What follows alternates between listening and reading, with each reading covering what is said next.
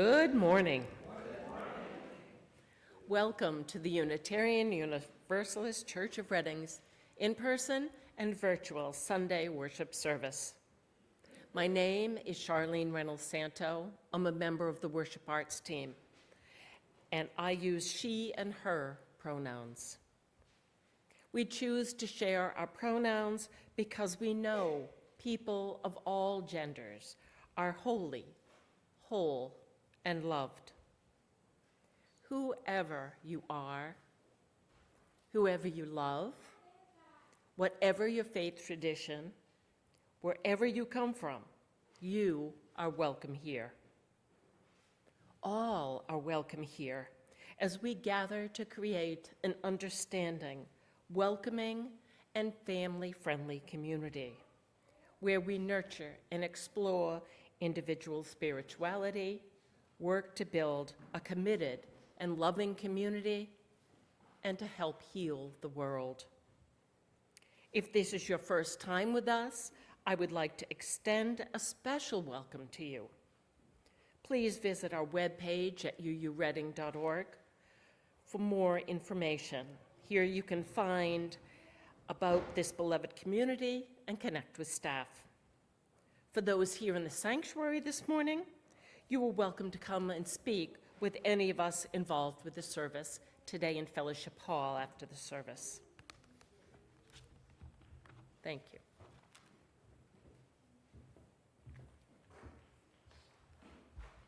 Thank you, Charlene. Good morning.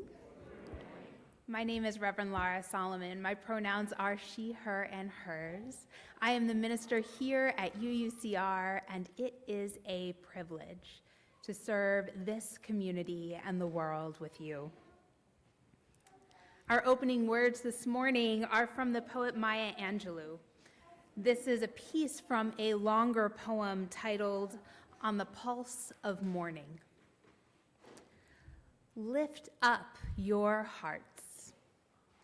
Each new hour holds new chances for a new beginning. Do not be wedded forever to fear, yoked eternally to brutishness. The horizon leans forward, offering you space to place new steps of change. Here, on the pulse of this fine day, you may have the courage to look up and out and upon me. Here, on the pulse of this new day, you may have the grace to look up and out and into your sister's eyes and into your brother's face, your country, and say very simply and with hope, good morning. Can you turn to your neighbor and very simply and with hope greet them, good morning.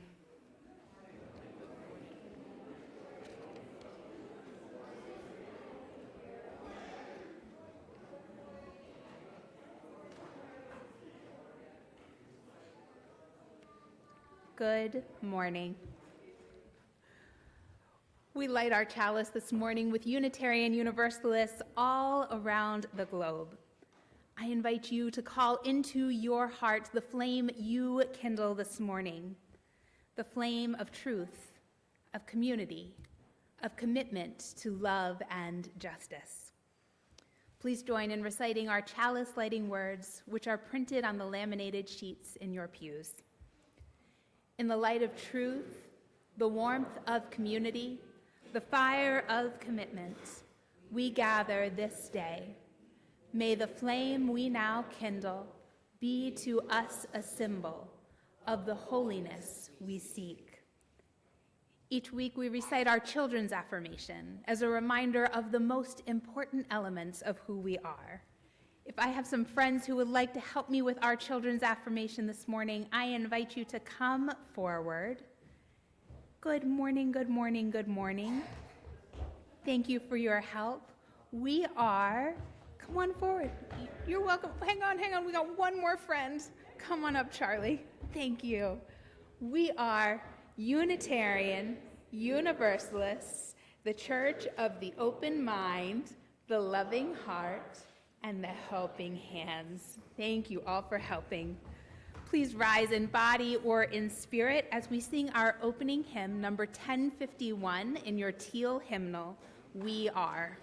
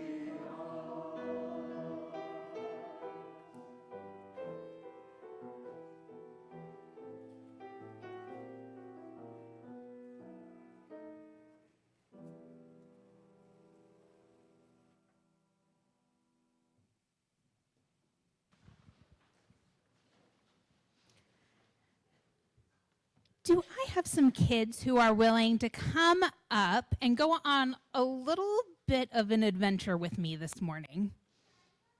Please, everybody is welcome up. Oh, you've got something cool, Ethan. Hello, hello. It's so good to see you, Gabriel. All right.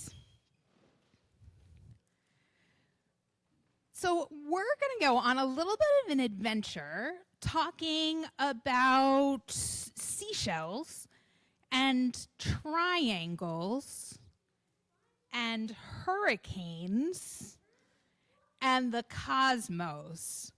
What is even happening? I know. Are you ready for this adventure? They're all different categories. I know. How are we going to tie all of this together? So let's start by talking about these seashells. I love going to the beach, and these are some of the seashells that I have collected at the beach. So let's take a look at this shell. This one's pretty small, right? What do you notice about that shell, Ethan? It's smooth and small, and it's got a pretty cool spiral on it. All of the seashells have spirals.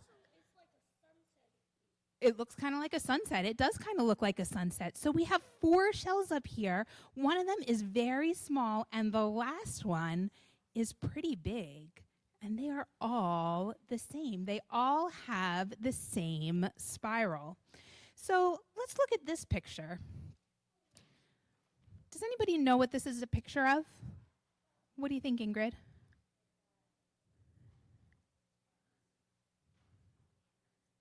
A galaxy? You think it's the Milky Way galaxy? So this is a picture of the cosmos, of a galaxy. What do you notice about the shape of it? It's a spiral from this tiny little shell all the way to this huge big galaxy. There are spirals. I've got 2 more pictures, or 2 more things to show you. What do you notice about this plant?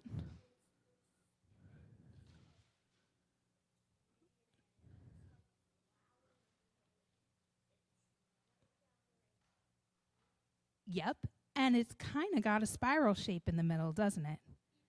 Yep.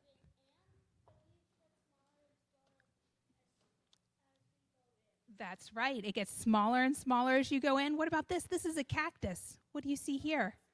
It looks like a spiral. And one more. What do we see here? This is a picture of a hurricane. It's a spiral. Oh my gosh. All different spirals, all different sizes. You think you get it?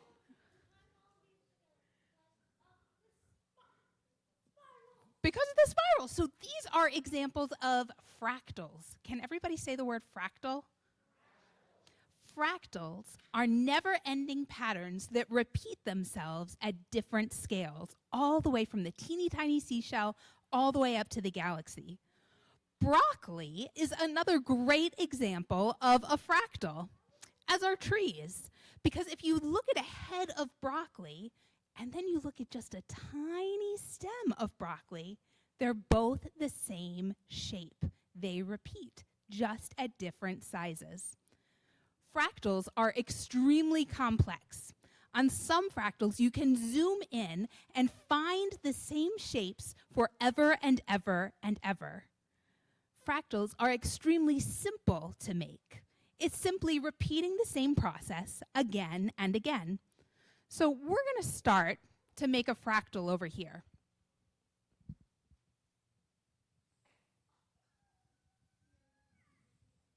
What do we got here? A triangle. And then in here, I'm going to make another triangle. What else do you notice? I made a bunch more triangles, didn't I? Yeah, totally. Very cool. And then I'm going to go in here, and I'm going to make another triangle. There we go, triangle. And then I can go in here and make another triangle. And I can go in here and make another triangle. And I could make another triangle. And if I had a smaller pen and maybe a magnifying glass, I could keep going forever and ever and ever, making smaller and smaller and smaller triangles. Fractal patterns.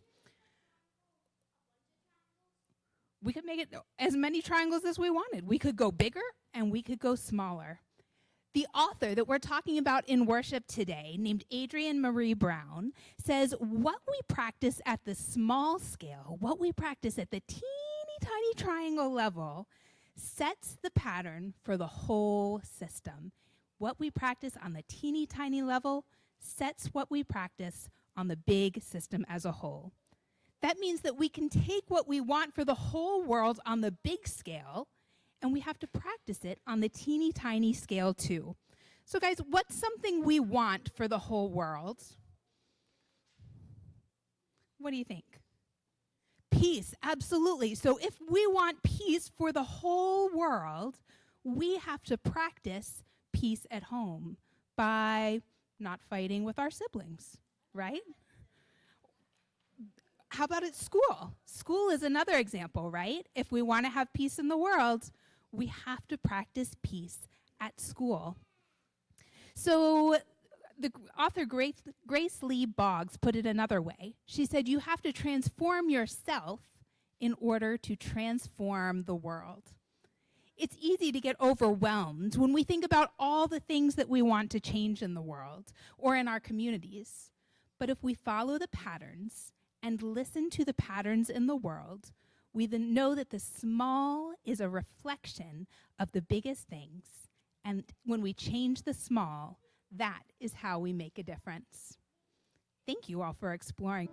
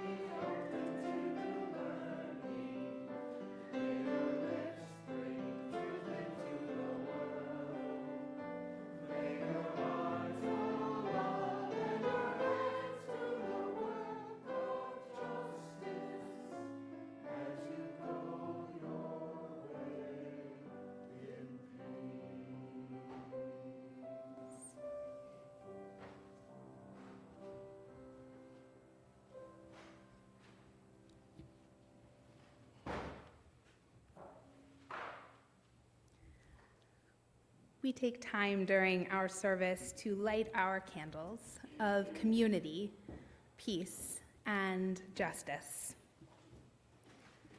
We light our red candle of community to signify our interconnection. Wherever you are in time and space, newcomer or longtime member here in the sanctuary or joining us virtually, we light this candle holding you in love. As we light this candle, I invite you to speak aloud the name or names of people who are on your mind and heart this morning to bring them fully into this space. Caroline.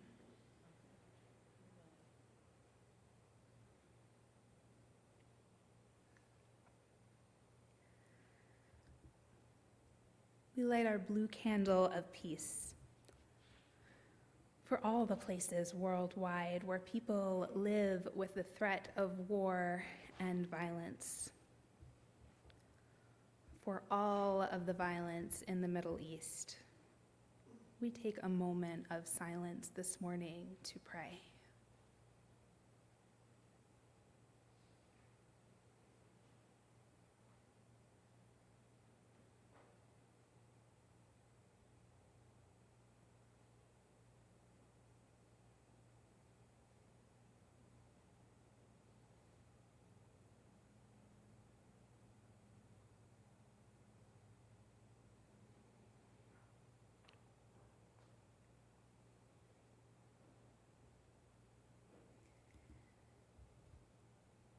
And we light our yellow candle of justice. May all people everywhere live their lives in freedom. And may we each do our part in the work for justice and liberation for all in our global community. As we recommit ourselves to this work of love and justice, please join me in saying amen. Will you join me in a moment of prayer?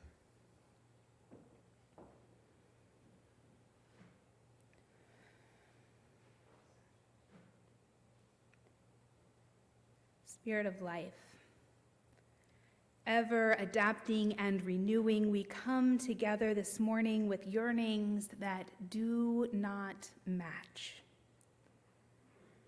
We yearn for stability, for even one moment of feeling like we know what is going on, for the ability to predict and prepare for what is going to come next. Yet we also yearn for change. We ache for a world that turns aside from violence, racism, dehumanization, and disregard for suffering.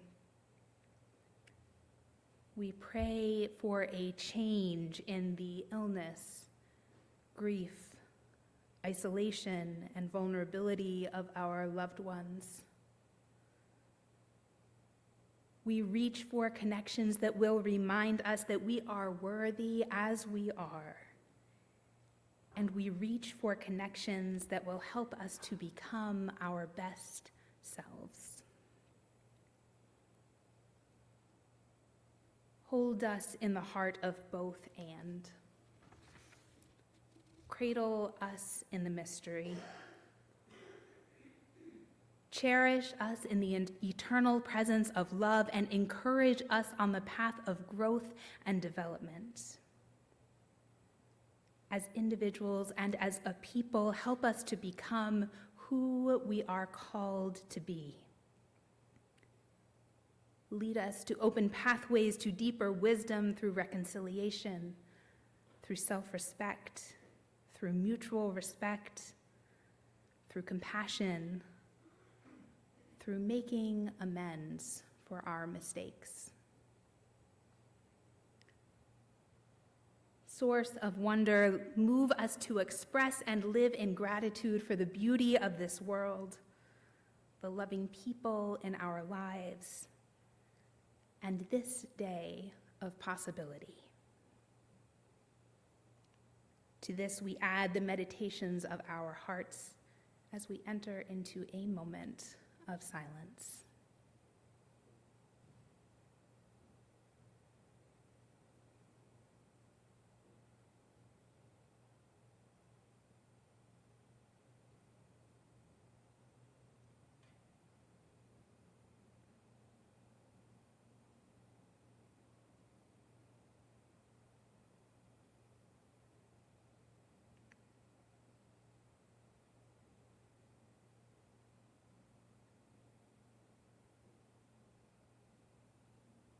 Amen. If you have a joy or a sorrow you would like to honor through lighting a silent candle, you are invited to come forward now.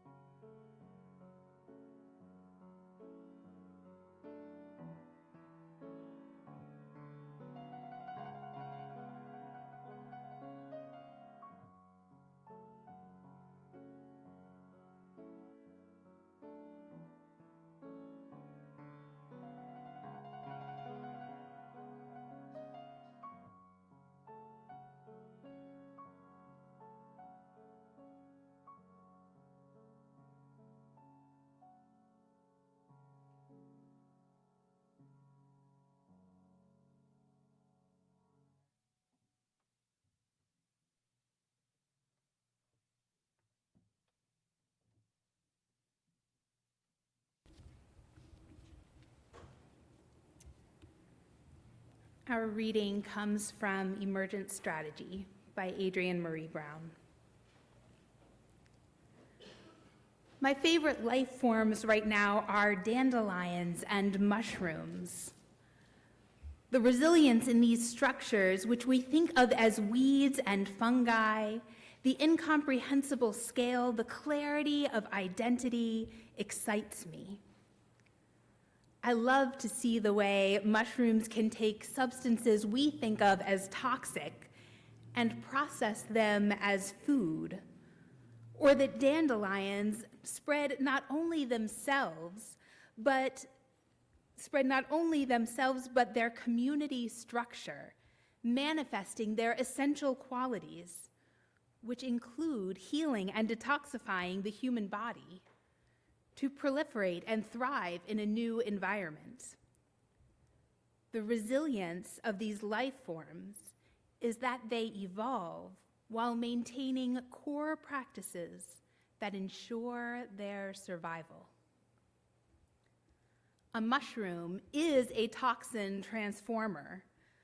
A dandelion is a community of healers waiting to spread. What are we as humans? What is our function in the universe? One thing I have observed, when we are engaged in acts of love, we humans are at our best and most resilient. The love in romance makes us want to be better people. The love of children that makes us change our whole lives to meet their needs. The love of family that makes us drop everything to take care of them. The love of community that makes us work tirelessly with broken hearts. Perhaps humans' core function is love.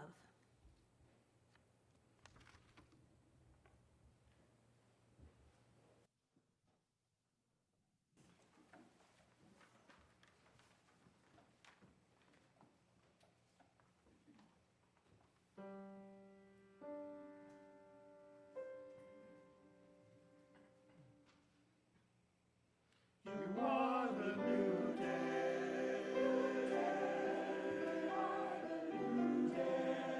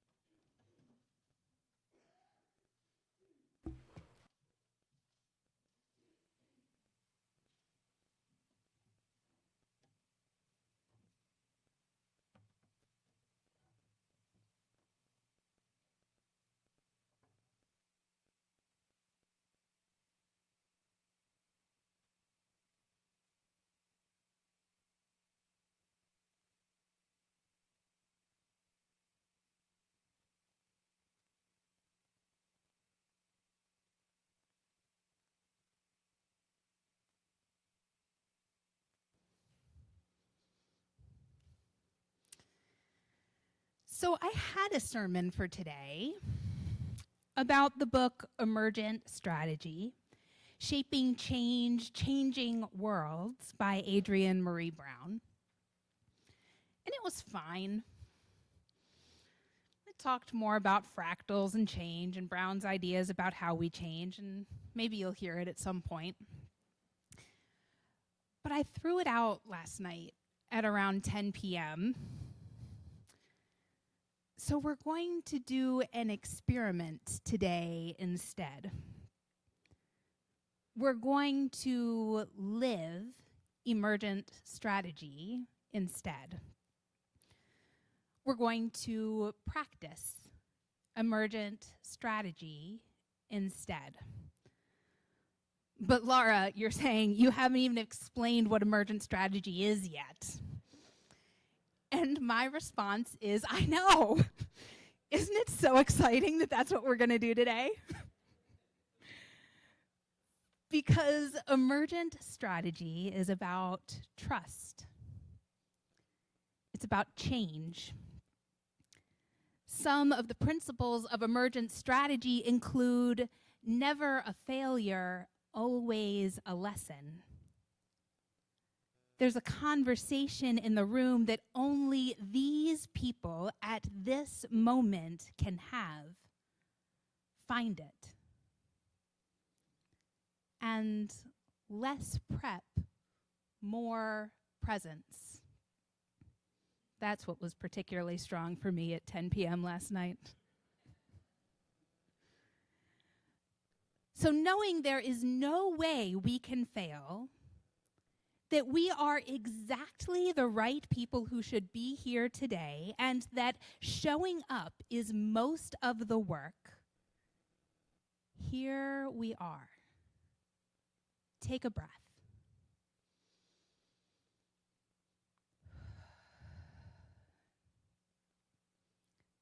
Here's what's going to happen.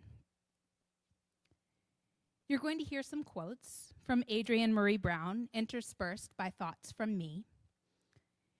You're going to have the opportunity to answer 2 questions by placing a sticker on a scale representing your opinion. There are no right or wrong answers. You will hear some more thoughts from me, and then you'll have the opportunity to share your thoughts with words. I will come to you with the microphone. So now we have the lay of the land. How are we feeling? I need a thumbs up or a thumbs down or a thumb in the middle. How are we feeling? We've got thumbs up. All right, it's a good day. Awesome. You should have received 2 stickers as you came in. Did everybody receive those stickers? Awesome. Great. I want you to take one of those stickers and put it on your finger. Not everyone did? If people don't have stickers, Melissa and the ushers are coming around. Just raise your hand.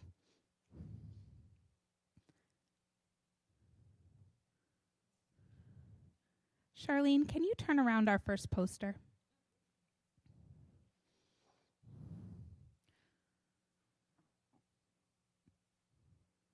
Our first question is, how do you feel about change in church? Knowing there is no right or wrong answer, we are going to use stickers to mark where you are on this scale. Of believing it's necessary and working towards it, that's the smiley face, or hating change and avoiding it at all costs, that's the frowny face. There are no right or wrong answers, only honest reflections. Remember, this is a scale, so if you're 100% in the change is terrible camp, definitely put your sticker all the way on the right side of the paper. Otherwise, consider all those shades of gray and where your true reflection lies. In a moment, Bonnie is going to play some music for us, and I will invite you to come up and place your sticker on the scale, answering this question. How do you feel about change in church? Do you long for the good old days of church and ministry? That time when you knew everyone or when there were potlucks after worship? How about when you just had a minister who preached the freaking sermon and didn't make you participate? If thinking about those days makes you take a deep breath of relief, your dot is going to be more towards the left side of the paper.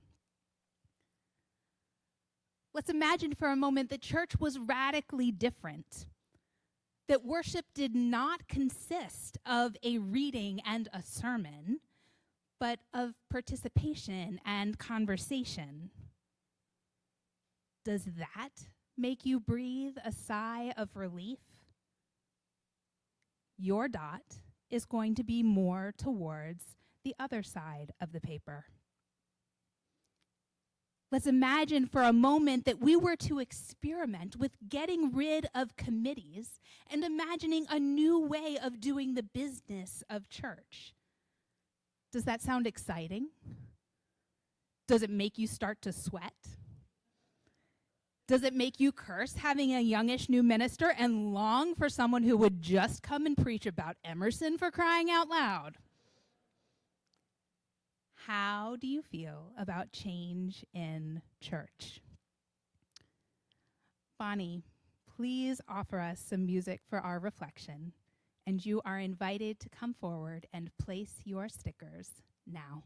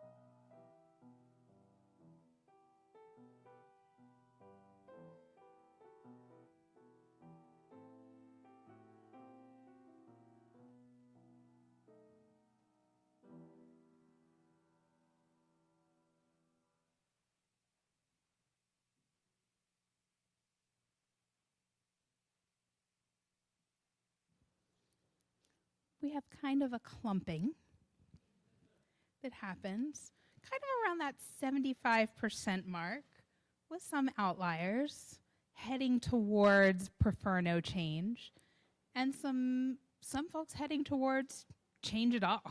Let's do this every week. As we heard in our reading and in the Time for All Ages, what Brown teaches is that the small mirrors the large, and the small shapes the large. She says, in the framework of emergence, the whole is a mirror of the parts. Existence is fractal. The health of the cell is the health of the species and the planet. When we speak of systemic change, she says, we need to be fractal. Fractals, a way to speak of the patterns we see, move from the micro to the macro level. The same spirals on seashells can be found in the shape of galaxies. We must create patterns that cycle upwards. We are microsystems. Our friendships and relationships are systems. Our communities, our systems, let us practice upwards. And so we're going to do this exercise again, but with a new question. Charles, can you turn our second poster board around? Our second scale asks the question, how do you feel about change in society and the world? On the left, on the right, I am actively trying to make the world a better place. I am actively working towards change. This might include donating money, being active in local politics, reading books that encourage new ways of thinking, attending church. And on the other side, the side with the frown, we have, I believe society is fine and there is no need for change. Knowing there is no right or wrong answer, we are going to use the stickers to mark where you are on the scale of believing change is necessary and working towards it, or hating change and avoiding it at all costs.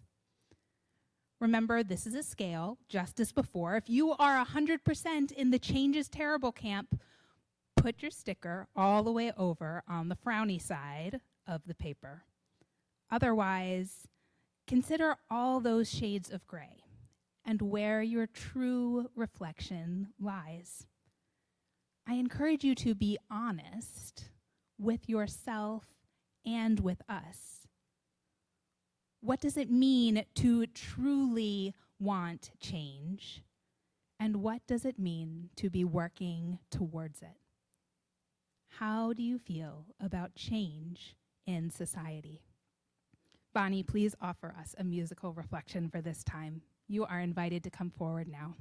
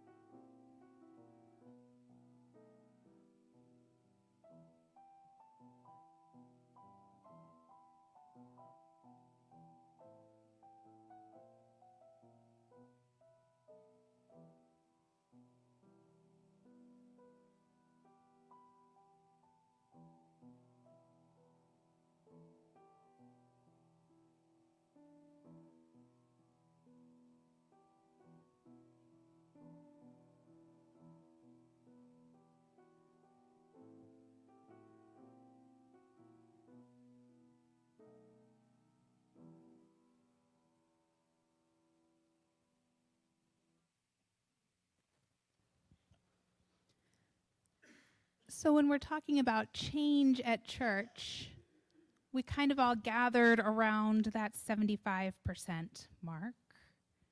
When we're talking about change in society, again with some outliers, I'd say we gather mostly around that 85-90% mark. Does that look right to everybody?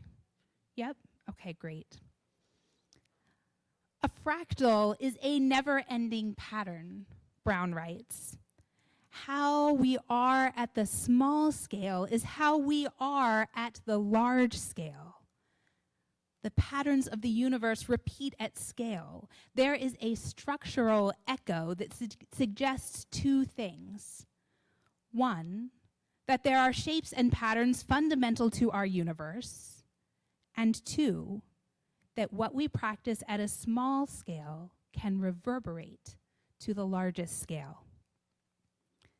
If how we are at the small scale is how we are at the large scale, then how we are at UUCR reflects how we are out in the world.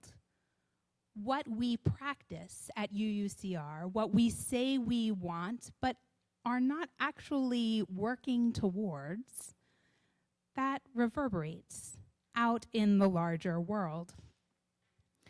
So in some ways, this is amazing because we are welcoming and inclusive. And I know that you go out into your lives and you live those values. I know that you live those values in the ways that you vote, in how you interact at town meetings, in the justice work you support. And in order for radical change to happen in the world, we need to not just want, but create radical change in the small aspects of our lives. If we want to work toward a changed world, we must be willing to engage in change in our lives. We must be willing to live and create and sustain change. And that's hard. It's painful. Of course it is. Because if change wasn't hard and scary, we would have done it already. It requires letting go and deconstructing and reconstructing. It requires imagination and living into things we haven't seen yet. And that is hard. Brown gives examples of characteristics that start small and then become movement-wide. I wonder if any of these dynamics sound familiar to you. She says something that starts small and then becomes movement-wide is burnout, overwork, underpay, unrealistic expectations, organizational and movement splitting, personal drama disrupting movements, and stagnation. It starts small and then becomes movement wide. It becomes a pattern on the small scale that is mirrored on the larger scale. These patterns emerge at the local, regional, state, national, and global level. Basically, wherever two or more social change agents are gathered, what we practice at the small scale sets the patterns for the whole system. Friends, Brown's descriptions here could likely describe your workplaces. They could certainly describe the political climate. And it can also describe trends in churches across denominations, in Unitarian Universalism, and even here at the Unitarian Universalist Church of Reading. My job as your minister during this transitional time is to help you discern the church you are and the church you want to be. So what do we want to practice on the small scale?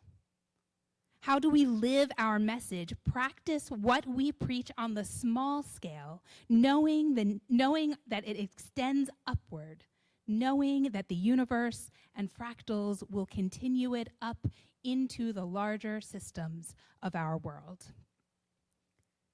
If we don't want burnout of staff or volunteers, if we don't want internal conflict and hurt feelings that go unresolved, if we don't want stagnation, then how do we practice what we want? If we want a healthier nation, what do we need to practice on the small scale? In our opening reading, Charlene said of mushrooms and dandelions, the resilience of these life forms is that they evolve while maintaining core practices that ensure their survival. The resilience of these life forms is that they evolve while maintaining core practices of their survival. And so in what I promise is your last participation exercise today, we are going to generate a list. What are the core practices or elements that ensure UUCR's survival? I'll start. Dedication and commitment to this community. What are the other qualities that ensure UUCR's survival? Raise your hand and I'll come to you with the microphone.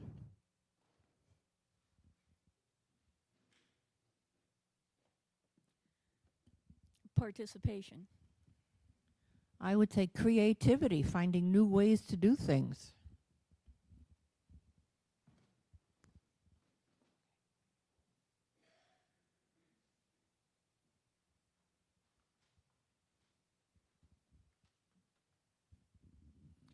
Empathy and understanding.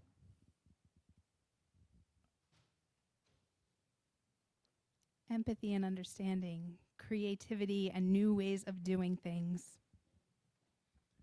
Paying attention to what's going on. Paying attention to what's going on.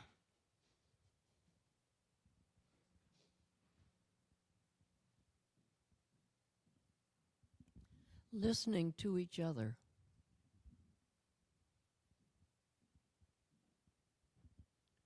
Financial support. Recognition of and compassion for how hard change is. Patience and perseverance. Getting together every week as a community is really important. Radical self-care. Somebody's been listening.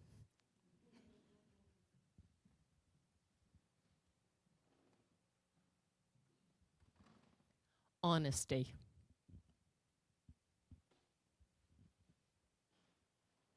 Well, as I think maybe the newest member here, I would say the openness that has really made a difference and will make a difference for any other new member who comes.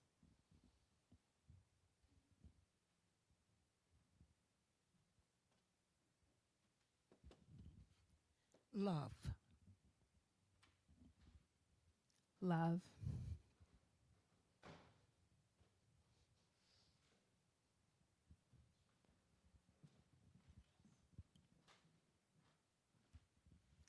Understanding that church members have different opinions and ideas, and that's actually what makes us stronger. Yes. Sorry, Will. Radical hospitality and accountability. Accountability. Thank you. Brown writes, the crisis is everywhere. It's massive, massive, massive. And we are small. But emergence notices the way small actions and connections create complex systems, patterns, and become ecosystems and societies. Emergence is our inheritance as a part of this universe. It is how we change. Emergent strategy is how we intentionally change in ways that grow our capacity to embody the just and liberated worlds we long for. Amen.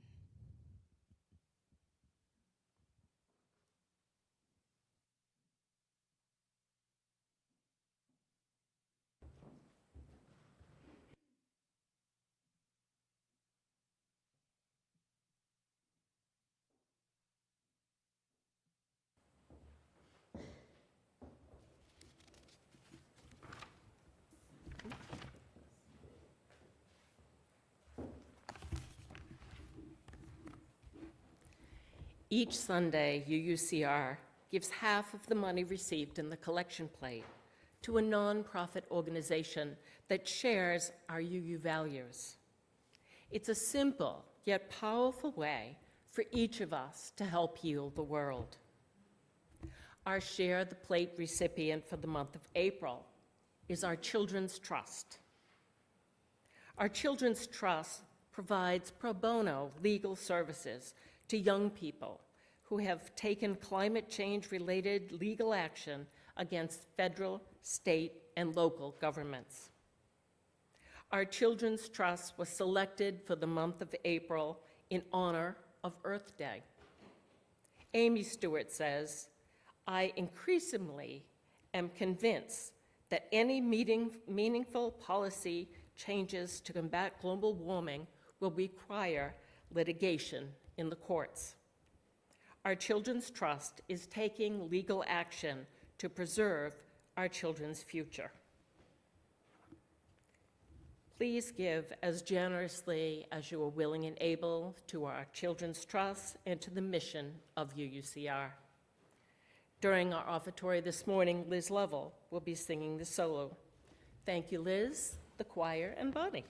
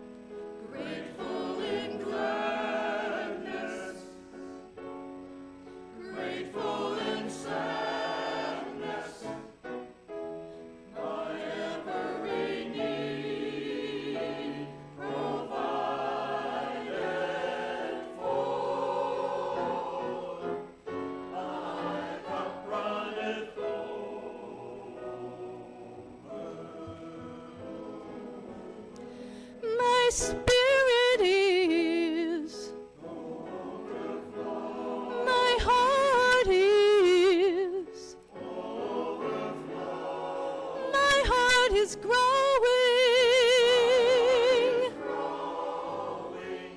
in gratitude, grateful in gladness, grateful in sadness, my every need provided for. My cup runneth over.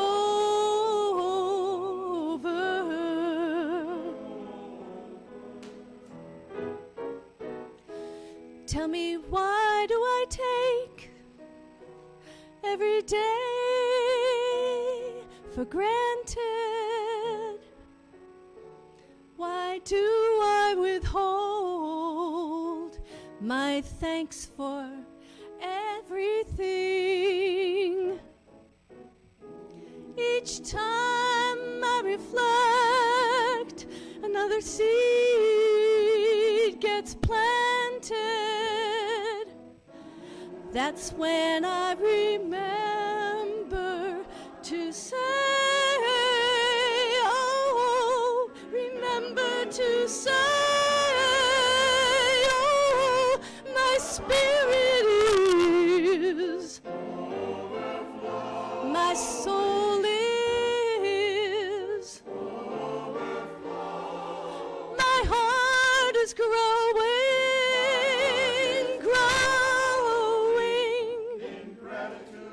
gratitude, grateful in gladness, grateful in sadness, my every need provided for, my cup runneth over.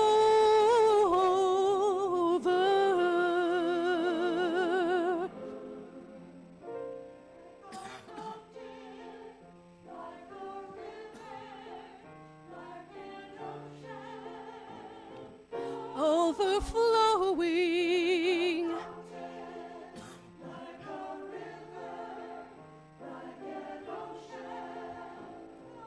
overflowing,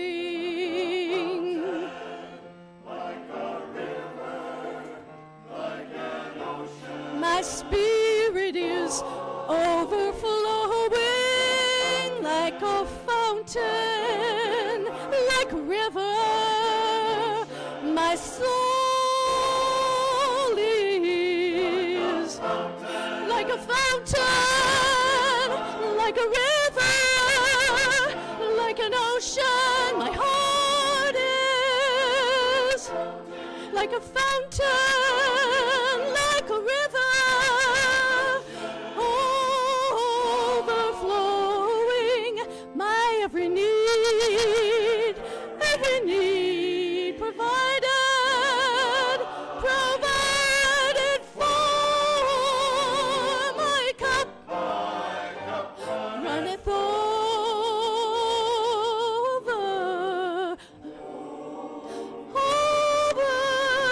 my cup runneth over,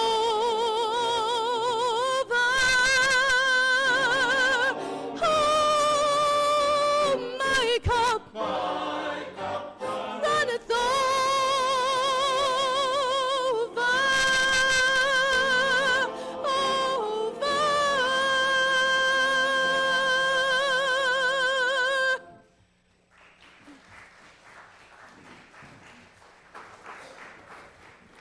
Thank you so very much for that. I am Melissa Martin, your Member Services and Volunteer Coordinator, and my pronouns are she and her. In our congregational life this week, connect to yourself and fellow congregants at our Zoom social crafty drop-in on Tuesday evening. This week, our monthly chalice circles meet as well. Thank you to our leaders, Anne, Pam, and Kitty, for holding this space. You're reminded that this week is time to clear off your bookshelves and help youth transform lives by letting your unneeded books get reused just in time for Earth Day. Beginning this Saturday, April 20th, you can bring your hardcover and paperback book donations in good condition to the back door of Sort House, where someone will be there to help carry your books in. This book drive is to support More Than Words, a nonprofit social enterprise that empowers youth who are in the foster care system, court-involved, unhoused, or out of school to take charge of their lives by taking charge of a business. Your donations will directly support their hands-on job training program, empowering youth to work as a team to manage their own retail and online bookstore. With your support, youth develop real-life skills and self-confidence for their transition to adulthood. Please support this project if you are able. You can find all of the drop-off times in our newsletter, and many thanks to Ann Mark for her coordination and leadership in this endeavor. Also, on Saturday, April 20th, we will honor the life of our beloved UUCR member, Ruth Goldberg, with a memorial service here at 1 p.m. We would be most grateful for your support that day. All opportunities to volunteer are listed in the newsletter. Thank you for your consideration, and many thanks to those who have already volunteered. Next Sunday, April 21st, join us for a worship service, and then stay afterward for social hour and a special chancel chat right here in the sanctuary with longtime member David Ham. David is the grandson of our church's longest minister, Reverend Marion Franklin Ham, who served this congregation from 1909 to 1934, and we're really looking forward to David's conversation with us. For today, we hope that you'll stay for our social hour where we will host our very first roundtable book discussion on books that you would like to share with fellow congregants. There's some tables set up, just pull up a chair. All are welcome to participate in these conversations. Thank you to all of our volunteers for this morning's. Thank you to our ushers. Thank you for these beautiful chancel flowers graciously donated by Diane Joe and Guy Beals. And thank you all for being a vital part of our congregational life. And now please rise in body or in spirit and join us in singing our closing hymn, number 1040, Hush. We'll sing verses 1 through 3.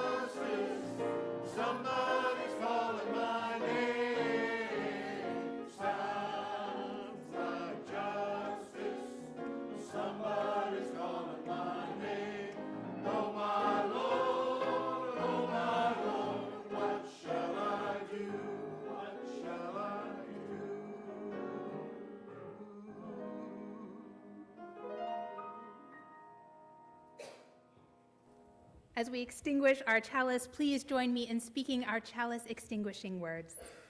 We extinguish this flame, but not the light of truth, the warmth of community, or the fire of commitment. These we carry in our hearts until we are together again. Adrienne Marie Brown writes, "One thing I have observed. When we are engaged in acts of love, we as humans are at our best and most resilient. Perhaps humans' core function is love. May it be so, and may we make it so." Go in peace.